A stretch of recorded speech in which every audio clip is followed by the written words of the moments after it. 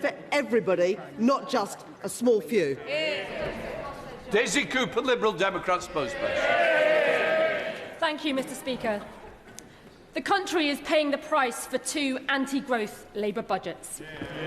Growth has flatlined, youth unemployment is up, and the cost of living crisis grinds on, pushing people and businesses to the brink. So we are pleading with the Chancellor, please, for the sake of our country, put a laser-like focus on getting a better trade and defence deal with Europe so we can protect our country, get Britain growing again and end the cost of living crisis. The Chancellor says that she will be making an announcement about trade relationships in a couple of weeks, but this government is 18 months in already. The Chancellor could have used today's spring statement to announce the government's intention to negotiate a new UK-EU customs union to kickstart growth, cut red tape for business and build ties with our reliable allies in the face of Trump's chaos. Why didn't she? Mr. Speaker, the spring statement comes at a critical time for our national and economic security. OBR projections will soon be out of date. Trump's illegal actions in Iran this weekend will be felt in people's pockets right here in Britain, with the cost of fuel and food set to rise. The Chancellor could have used today's spring statement to scrap the fuel duty hike, which is due this September. Why didn't she? Mr. Speaker, young people are angry and fed up. The next generation of young people could always expect that they would have a better life than the generation before. But that promise for today's young people has been ripped away. Almost 1 million young people, the highest in more than 10 years, are now unemployed. We are facing a youth unemployment crisis. Mr. Speaker, the Chancellor's youth guarantee is simply a sticking plaster for the damage that has been done by the jobs tax.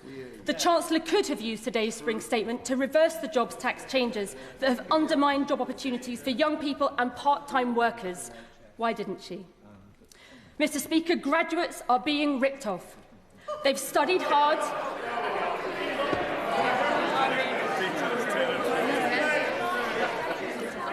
Mr. Speaker, graduates are being ripped off. Yes, that's right. She's right. They have studied hard. They have studied hard. They have done everything they were told to do. But they are facing eye-watering repayment costs and they are struggling to get on in life. Mr. Speaker, on this issue, it is a plague on all our houses.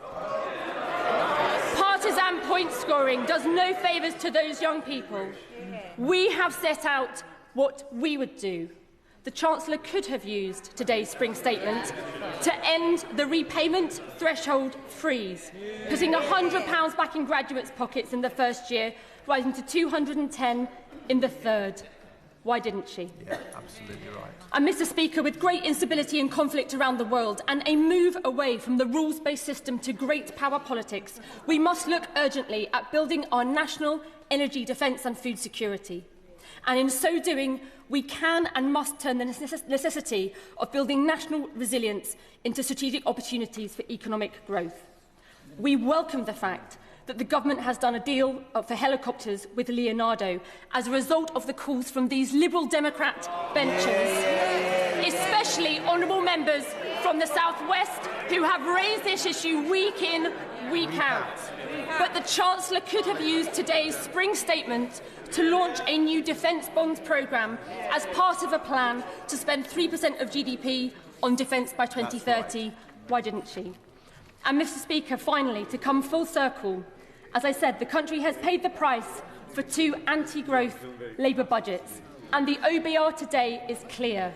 The downgrade in 2026 in growth is bigger than the upgrade in the next 2 years combined. We have got to stop the short-term cycle of short-term Treasury tax grabs over long-term growth. Mr. Speaker, our United Kingdom is an amazing country and has enormous potential. But we cannot take this for granted. We must accept that we are stuck in a rut, stuck in a doom loop of low economic growth, and that is a big problem. I urge the Chancellor to take these measures that I have outlined to protect our country, to get Britain growing again and to end the cost of living crisis. Chancellor.